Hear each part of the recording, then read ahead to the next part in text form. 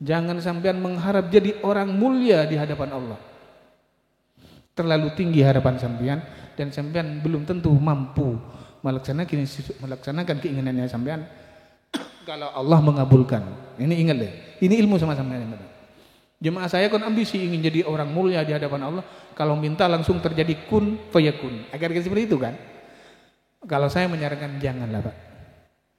Cukuplah sampean memuliakan Allah. Allah tidak memuliakan sampean, tidak ada masalah. Yang penting sampean memuliakan Allah dan Rasulullah, itu aja.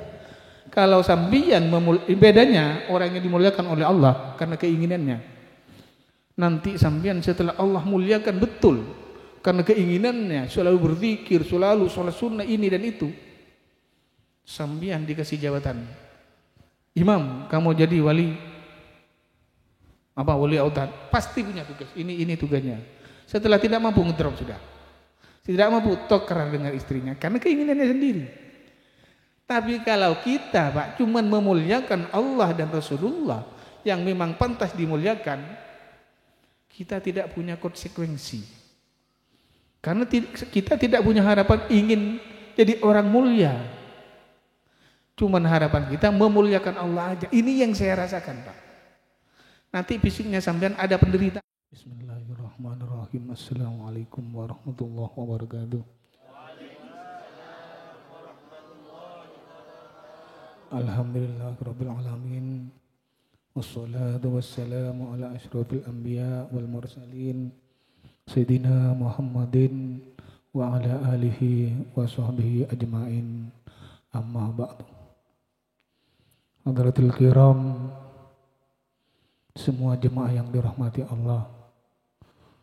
Alhamdulillah pada malam hari ini kita dapat berkumpul dengan melaksanakan zikir dan sholawat bersama. Semoga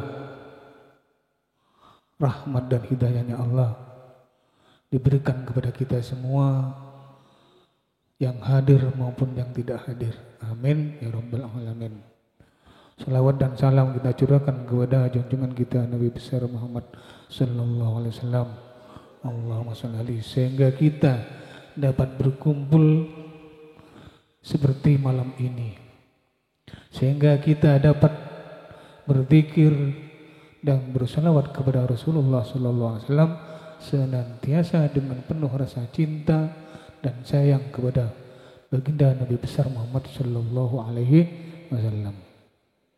Hadirin jemaah yang dirahmati Allah, kita diberi kenikmatan sehat oleh Allah, maka kita jangan lupa harus berzikir. Tidak cukup kita sholat, kita tidak cukup berpuasa. Kalau kita mengandalkan sholat, puasa dan zakat, ini belum cukup.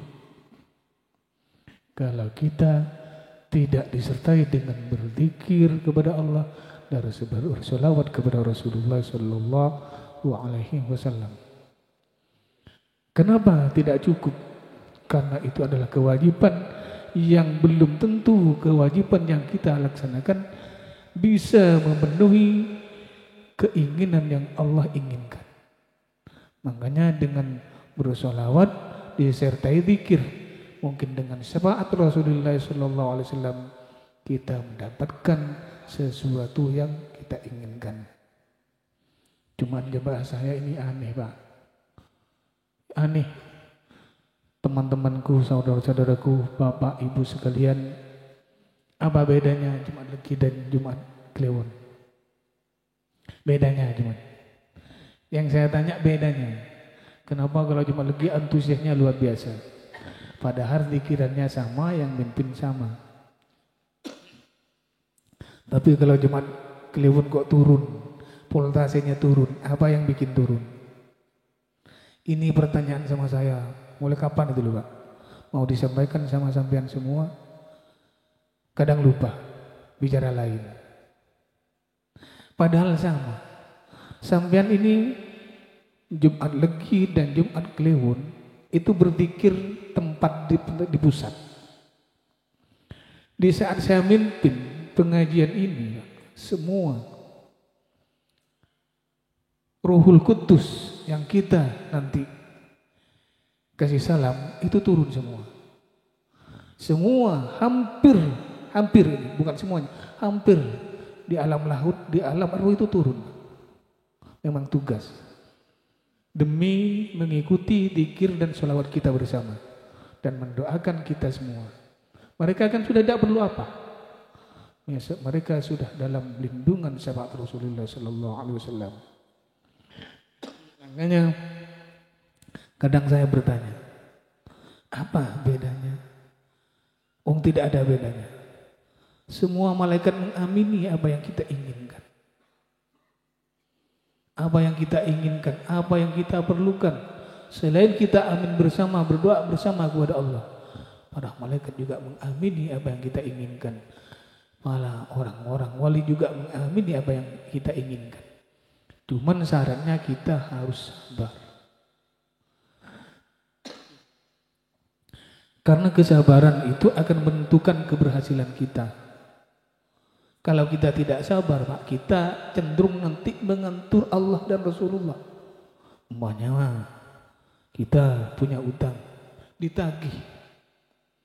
Pinginnya karena ikut dikiran bulan datang semuanya selesai. Tidak begitu urusan dengan Allah dan Rasulullah, itu tidak begitu. Kita modalnya cuma sabar. Setelah kita sabar, maka kita akan mendapatkan sesuatu yang memang kita tidak pikirkan. Kehendak Allah itu tidak seperti yang kita inginkan. Walaupun kita menginginkan kehendak Allah, kita ingin bayar utang, tapi kehendak Allah cara bayar utangnya sampean itu tidak seperti yang kita inginkan. Ini yang perlu dipikir. Kadang kita itu kelewat batas memikirkan sesuatu yang memang kita tidak mampu memikirkan. Kalau kita punya utang, kita punya persoalan, kalau utang ya kerja. Kalau persoalan kita menjelaskan persoalan, jangan memikirkan sesuatu yang lepas. Sehingga kita tidak yakin bahwa Allah yang ngatur. Allah mengatur kita itu sudah mempersiapkan segalanya, Pak. Segalanya tidak terkecuali masalah kekayaan. Makanya yang sulit itu kalau jamaah minta cukup, sangat sulit, Pak. Dan saya tidak mampu membawa sampean kepada keinginan cukup itu sendiri. Makanya saya utarakan, saya tidak mampu dan tidak bisa membawa terbang niat sampean, keinginan sampean kepada pesawat cukup itu. Tapi kalau masalah kaya, saya yakin sampean kaya. Cuman kayanya sampean dengan aturan Allah yang semestinya, bukan aturan kalian, bukan aturan saya. Saya yakin itu, punya keyakinan 100%. Tinggal sampean banyak berzikir, banyak bersolawat. Masa kalau sholat kita ingin kaya, kan bukan jalurnya. Wong sholat itu adalah kewajiban, bukan jalan untuk mencapai kaya. Makanya untuk kita mencapai sesuatu keinginan yang dalam pikiran, kaya, banyak uang umpamanya, sampean banyak sowan ke ulama, Pak. Ini kata Rasulullah, bukan kata saya. Banyak sowan ke orang soleh. Kenapa? Ya biar sampean tidak banyak bicara tentang kejelekan orang lain. Makanya Rasulullah menyarankan seperti itu. Biar sampean tidak berbicara sesuatu yang memang dilarang oleh Allah dan Rasulullah. Kan gak enak, masa teman ngajinya dibicarakan, kan gak bagus. Agar lepas dari itu.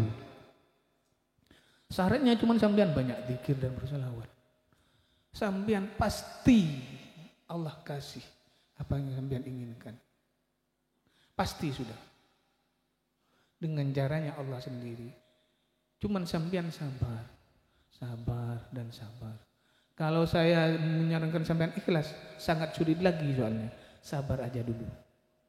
Kalau ikhlas itu lupa, musuhnya iblis sampean. Kalau sabar, cuman wah udah. Kalau sudah 1 bulan tidak bisa, mungkin cari kiai lain tidak apa-apa. Mungkin cuman seperti itu, makanya sabar sampean. Karena sabar itu nempel dengan keimanan nanti. Tapi kalau ikhlas, Pak, memang berat luar biasa. Karena orang yang bisa ikhlas menerima sesuatu itu orang yang dalam dirinya, rohnya, jiwanya selalu merasa bersama dengan Allah. Merasa. Artinya kalau merasakan pasti merasakan dalam pikiran. Kalau merasa itu dalam jiwa, kalau merasakan itu dalam pikiran. Makanya sampean itu didorong untuk menjadi orang kaya dalam pikiran, itu perasaan yang mendorong, Pak. Agar sampean mencapai sesuatu yang diinginkan oleh pikirannya sampean sendiri. Tidak salah, memang harus seperti itu. Makanya kalau doa kepada Allah sampean mohon kepada Allah, ya Allah, kami jadikan orang kaya. Kenapa? Karena kami tidak mampu untuk menjalani kemiskinan. Walaupun udah tua, ya Allah, tidak apa-apa kami tua, tapi untuk kaya masih kami tetap semangat. Pasti Allah jawab, oke, tunggu aja besok. Yang penting kamu sabar, kan pasti gitu jawabannya. Nanti utusan saya akan mendoakan kamu untuk menjadi orang yang kamu ingin, apa yang kamu inginkan. Pasti Rasulullah yang akan turun tangan dan akan menurunkan setap-setapnya. Wong Rasulullah itu banyak setapnya, Pak. Tinggal sambian sabar aja, ikhlas. Kalau ikhlas itu sulit, karena merasakan ikhlas itu sesuatu yang dalam jiwa, dan orang tidak akan mampu menjadi orang ikhlas di saat jiwanya itu tidak merasakan bersama dengan Allah. Tidak mungkin, tidak bisa. Walaupun sambian menderita karena persoalan, tapi jiwanya sambian tetap bahagia. Karena dalam diri sampean selalu bersama dengan Allah. Makanya sangat sulit jadi orang enak. Yang enak jadi orang sabar. Setelah sabar emosi pasti kayak gitu. Ada jedahnya. Makanya saya sarankan semua jemaah itu banyak berzikir, banyak bersolawat. Ya sekali-kali bersedekah lah, Pak. Jangan masa diumpetin terus. Bagian sampean juga bagian saya, bagian sampean, kayak gitu hidup itu, Pak. Muter, ad-dauruh wat-tasalsul, berputar berantai tidak pernah putus. Jangan putus. Kalau putus sampean sendiri yang salah. Karena yang ad-dauruh wat-tasalsul sifat Allah yang 8 dikumpulkan menjadi satu. Akhirnya kalau saya menyimpulkan dalam ilmu tauhid itu antara qada dan qadar aja. Qada ketentuan Allah, makanya qadar itu takdir yang harus kita rubah. Harus kita rubah. Makanya sewali apapun di dunia, entah Habib Umar, entah Habib siapa, sewali apapun, setingkat wali apapun di dunia, tidak akan tahu tentang takdirnya diri sendiri, apalagi takdir orang lain. Tidak akan ada yang tahu. Kenapa? Karena memang itu bukan takdir yang dirahasiakan oleh Allah. Kodoknya Allah dirahasiakan dalam diri kita, yang kita hidup setiap hari. Takdir itu cuma kita meraba-raba agar lebih baik dari yang sekarang, yang hari esok. Itu yang cuma kita jalani. Tidak ada yang tahu. Kalau Allah buka takdirnya pada sambian, berarti Allah nanti ada saingannya. Yang ngasih tahu Allah, yang akan disaingi Allah sendiri nanti. Itu bisa terbang, itu bisa melihat Pak Sipul. Pak Sipul besok seperti ini. Tidak ada itu terjadi, Pak. Makanya kita suwan ke ulama itu dan para orang soleh hanya ingin mendapatkan barokahnya, yang selamat dunia dan akhirat. Itu aja. Ingin mengetahui, tidak bisa loh, Pak. Orang walinya sendiri tidak tahu tentang takdirnya sendiri. Tidak percaya, tanya aja. Besok sampean selesai bangun tidur mau kemana, Ustaz? Tidak tahu. Tanya aja, walaupun ke kiainya tidak tahu. Saya pun juga tidak tahu. Tapi kalau menginginkan sesuatu perorangan, satu ketika memang dibuka oleh Allah, tapi tidak sepenuhnya dibuka. Cuman ini akan terjadi seperti ini. Itu adalah yang disebut tadi adalah keridhaan Allah dan syafaat Rasulullah dibuka memang. Kenapa? Untuk cepat masalah itu selesai. Sampean ingin cepat, Pak, tapi jauh. Allah itu punya setap, Pak. Allah itu sang penguasa. Di bawah sang penguasa itu ada A1, yaitu Rasulullah Sallallahu Alaihi Wasallam. Setelah itu ada, Pak, orang-orangnya Rasulullah yang memang dipercaya penuh oleh Allah dan Rasulullah untuk memberikan sesuatu yang bisa membahagiakan sampean semua fid dunya wal akhirah. Makanya sowannya ke ulama dan orang soleh itu sampean harus ingin menyelamatkan diri sampean dunia dan akhirat dari hal-hal yang sampean tidak inginkan. Kalau cuma sebatas kaya dunia, besok kan tidak kaya lagi kan hilang. Makanya harus ikut seperti itu. Kalau cari harta sampean ingin kaya seumur hidup, tapi kalau ibadah sampean ingin seperti mati hari esok, kan seperti itu yang disarankan oleh Rasulullah. Makanya kalau kita mengandalkan ibadah kita tidak cukup, Pak. Tidak cukup. Wong sampean kalau sakit aja, kalau sakit ada yang selalu menyebut nama Allah. Ya Allah. Tidak mungkin. Aduh pasti kayak gitu kan. Lupa sudah. Yang menciptakan sudah dilupakan sudah. Padahal yang menciptakan kita semua adalah Allah. Sakit itu memang dari Allah. Tapi setelah sakit kita tidak menyebut nama Allah. Aduh itu kan tidak kuat, Pak. Allahnya hilang, yang datang adunya cuman. Ya akhirnya tidak pernah sembuh-sembuh, adu terus. Coba aja. Memang seperti itu loh. Ditarik. Kenapa? Itu adalah iblis, Pak. Menjauhkan diri kita kepada Sang Pencipta kita. Karena iblis tahu waktu kita sakit yang akan menyembuhkan bukan dokter, bukan obat, tapi Allah sendiri. Makanya saya sering bilang, kalau sampean sakit, yang akan menyembuhkan sampean adalah serunya sampean kepada Allah. Ya Allah, ya Allah, ya Allah. Setelah itu Allah akan menyembuhkan lewat serunya sampean dari pelantara obat dan dokter. Makanya sampean jangan mengandalkan dokternya, jangan mengandalkan obatnya, walaupun itu tidak bisa dilepas dalam perjalanan seseorang.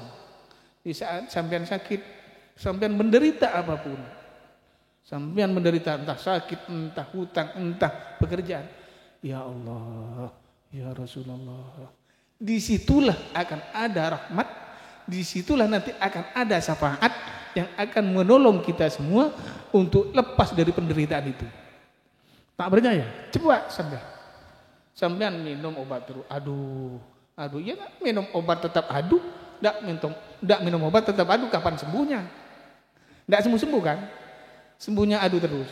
Makanya persoalan itu akan selesai di saat kita mengeluh kepada Allah dan mengeluh kepada Rasulullah. Disitulah Allah akan menurunkan rahmatnya dan Rasulullah akan memberikan syafaatnya. Sehingga sampean akan tertolong dengan sesuatu yang memang kalau sakit lewat di dokter dan obat, kalau hutang lewat dari hubungan dan usaha. Itu pasti, Pak. Coba aja. Itu yang sangat saya rasakan. Cuman iblis tidak mau, Pak. Sampean mau diteruskan, ya Allah, ya Rasul. Iblis tidak mau. Janganlah. Yang akan menyembuhkan sampean dalam pikiran itu bukan Allah, tapi tetap obat dan dokter. Dalam pikiran cenderung ke sana. Tidak mengajarkan ke Allah, tapi pasti diarahkan ke obat. Dan ke dokter yang ngasih obat. Padahal intinya semua dokter dan obat itu adalah Allah yang mengendalikan. Makanya sampean seberat apapun persoalanannya, sampean harus mengeluh kepada Allah dan kepada Rasulullah. Dan jangan lupa kalau punya mursyid-mursyidnya dibayangkan. Karena dalam Al-Quran itu serunya sampean mursyidnya yang akan membawa kepada Rasulullah dan Rasulullah yang akan membawa kepada Allah. Kalau Rasulullah mengizinkan kepada mursyid itu memang langsung kepada Allah. Seperti itu loh. Jalannya hidup itu seperti itu. Tidak ada orang bahagia kalau tidak seperti yang kita bicarakan tadi, harus mengeluh kepada Allah dan Rasulullah. Semuanya akan selesai.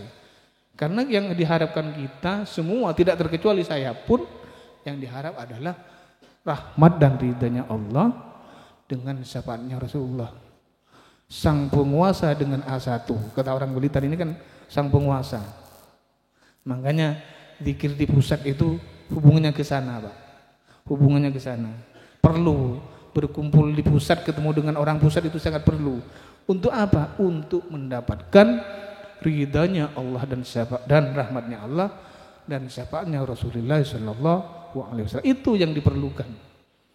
Kita ini tidak akan tercipta kalau bukan karena Muhammad Rasulullah. Kita ini tidak akan berharga, tidak bisa berkumpul seperti ini kalau bukan karena Muhammad Rasulullah.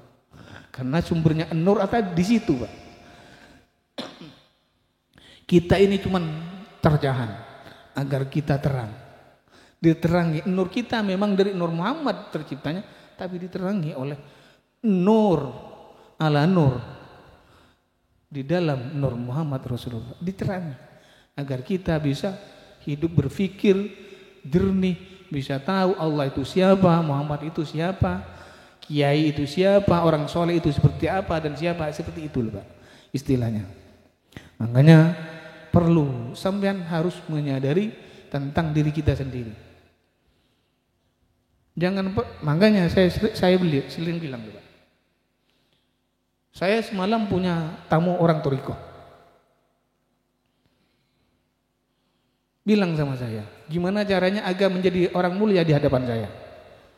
Di hadapan Allah katanya. Bilang sama saya. Saya hanya salahkan. Jangan, saya kasihan sama sampean. Jangan sampean mengharap jadi orang mulia di hadapan Allah. Terlalu tinggi harapan sampean dan sampean belum tentu mampu melaksanakan keinginannya sampean. Kalau Allah mengabulkan, ini ingat deh, ini ilmu sama-sama. Jemaah saya kan ambisi ingin jadi orang mulia di hadapan Allah. Kalau minta langsung terjadi kun fayakun. Agar seperti itu kan? Kalau saya menyarankan janganlah Pak. Cukuplah sampean memuliakan Allah. Allah tidak memuliakan sampean, tidak ada masalah. Yang penting sampean memuliakan Allah dan Rasulullah, itu aja. Kalau sambian bedanya orang yang dimuliakan oleh Allah karena keinginannya. Nanti sambian setelah Allah muliakan betul karena keinginannya, selalu berzikir, selalu sholat sunnah ini dan itu. Sambian dikasih jabatan. Imam, kamu jadi wali wali autad, pasti punya tugas. Ini tugasnya. Setelah tidak mampu ngedrop sudah. Tidak mampu tokar dengan istrinya karena keinginannya sendiri. Tapi kalau kita Pak cuman memuliakan Allah dan Rasulullah yang memang pantas dimuliakan, kita tidak punya konsekuensi. Karena kita tidak punya harapan ingin jadi orang mulia. Cuman harapan kita memuliakan Allah aja. Ini yang saya rasakan Pak. Nanti fisiknya sampean ada penderitaan. Kenapa? Karena imannya sampean yang teruji. Karena keinginannya sampean ingin jadi orang mulia di hadapan Allah sehingga Allah memberikan pangkat yang tinggi. Orang kan pinginnya seperti ini terus. Padahal ketimbang minta jadi orang tinggi pangkatnya, menjadi orang kaya aja Pak. Enggak aslinya. Sampean pun cuman banyak sedekah, tuntunannya kan mampu naik tanah suci ngasih sedekah, itu aja. Tapi di saat sampean menginginkan jadi orang yang dimuliakan Allah di hadapan Allah dan Rasulullah, pasti punya tugas. Setelah sampean dikasih tugas, ngedrop. Kenapa? Apa mungkin sampean mampu menjaga kestabilan rohaninya berhubungan dengan Allah dan Rasulullah? Itu pasti. Tapi kalau sampean cuma memuliakan, ya Allah, Engkaulah yang maha mulia. Ya Rasulullah, Engkaulah yang maha mulia. Kami adalah makhluk yang naif, yang banyak mengeluhkan kesalahan, tapi ingin mendekat kepadamu dengan rasa salah ini, ya Allah. Coba aja gitu, kan enak kan keluh kesahnya. Ya Allah, walaupun saya anaknya petani ingin jadi kiai yang mulia di hadapan Engkau, ya Allah ya Rasulullah. Pasti Allah bilang, ntar dulu kamu, nanti kalau saya kamu kasih, kamu nanti teruji imannya. Pasti seperti itu. Allah kasih lah Pak, lebih cepat itu. Makanya saya sering bilang jangan. Udah muliakan aja Allah dengan Rasulullah, dengan berzikir, melaksanakan sholat dan bersolawat kepada Rasulullah. Setelah itu ya Allah, walaupun kami ini adalah orang yang pendosa, tapi kami ingin jadi orang kaya ya Allah. Saya lebih bagus mendengarkannya Pak. Karena kami tidak sanggup kalau hidup dalam kemiskinan. Yang penting jangan nyebut tetangganya, itu tetangga sebelah kalau miskin tidak ada artinya. Nah, yang penting jangan nyebut seperti itu. Keluh kesah aja kepada Allah. Dengan penderitaan merasa kita orang zalim, Orang zalim yang artinya menzalimi diri kita sendiri, tidak apa-apa keluh kesah kepada Allah. Karena sampean niatnya memuliakan Allah dan Rasulullah. Tapi kalau sampean keluh kesahnya ingin jadi orang mulia di hadapan Allah dan Rasulullah, sampean tidak kuat, Pak. Harta tidak punya, pangkat selalu menjadi penderitaan. Nah, makanya kalau saya kan menyarankan seperti itu. Tapi orang kadang tidak mau. Padahal coba dipikir aja sampean. Ini yang lebih baik. Memuliakan Allah dan Rasulullah itu lebih baik dari sampean minta mulia kepada Allah di hadapan Allah dan Rasulullah. Karena memang Allah pantas dimuliakan, Rasulullah juga pantas dimuliakan. Dan kita karena tidak mulia, orang yang selalu berbuat zalim, mohon kepada Allah untuk menginginkan sesuatu, itu sudah sangat pantas, Pak. Tapi kalau sama-sama mulia, Pak, udah dikasih tugasnya dulu kerjakan. Baru kamu yang diinginkan saya kasih, mau apa? Akhirnya apa? Bilang istrinya, duh mas, kalau terus seperti ini hidup tak jelas kali. Sampean itu doa kepada Allah minta apa ya? Ya saya minta dimuliakan oleh Allah. Di hadapan Allah saya jadi orang mulia dan Rasulullah. Akhirnya menderita, mulianya menderita loh mas. Masa ada orang mulia menderita? Ada lah, banyak lah Pak. Banyak Pak. Makanya jemaah saya itu muliakanlah Allah dan Rasulullah. Mintalah dengan penuh rasa bersalah dalam diri kita bahwa kita adalah orang selalu menzalimi kita sendiri kepada Allah dan Rasulullah. Artinya kita tidak sepenuhnya bisa mengikuti ajaran Rasulullah. Itu aja. Coba aja. Sampean lebih cepat jadi orang kaya Pak. Bilang aja kepada Allah dan Rasulullah. Ya Allah ya Rasulullah. Nanti di terakhir itu saya memang tidak sanggup hidup miskin. Karena orang miskin di sebelah sudah tidak ada artinya. Lah, enak kan? Keluh kesah kepada Allah itu enak. Lah ketimbang sampean keluh kesahnya sama saya terus Pak. Dari siang ke malam saya gitu. Oke, kalau saya tidak ada masalah. Jiwa saya tidak pernah sakit soalnya.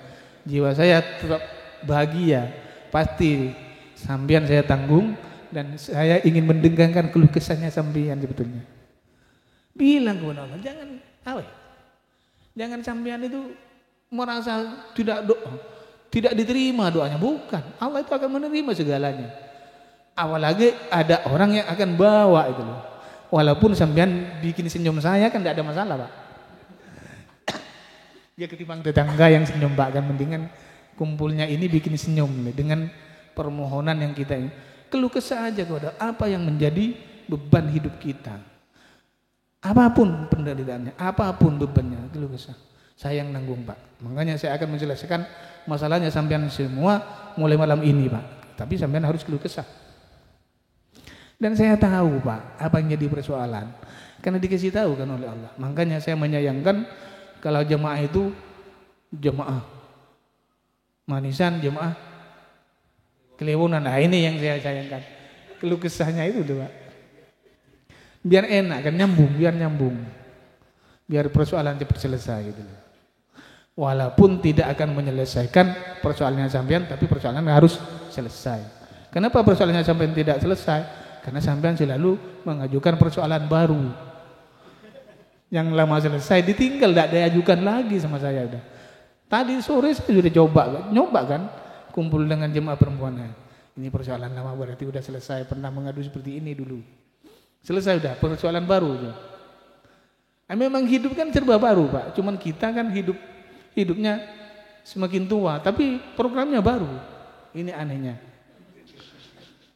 Tapi indah ya, hidup itu dengan persoalan baru, kita bikin inovasi baru.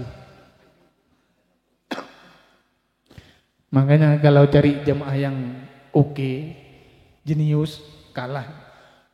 Pengajian lain kalah Pak. Kalau jemaah saya kan tidak mengutarakan kalau banyak orang.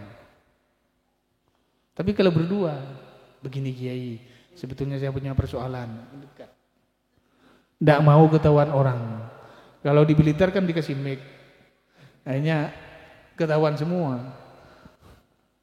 Mau bilang aja sudah ada rasa ketakutan. Pulangnya bawa senyum-senyum, walaupun senyum kan ditertawakan. Tapi kalau jemaah tidak Pak, berdekat. Kalau sekiranya masih ada temannya tidak mau. Padahal temannya juga punya persoalan yang nunggu. Akhirnya persoalan satu dengan yang lain tidak bisa selesai, Pak. Waktunya tidak di sini gitu loh.